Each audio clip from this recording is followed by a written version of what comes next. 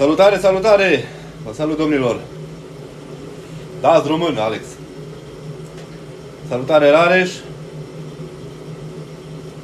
Mulțumesc, de Print! Mulțumesc! Vă salut pe toți! Astăzi continuăm la SICA ce am început o data trecută.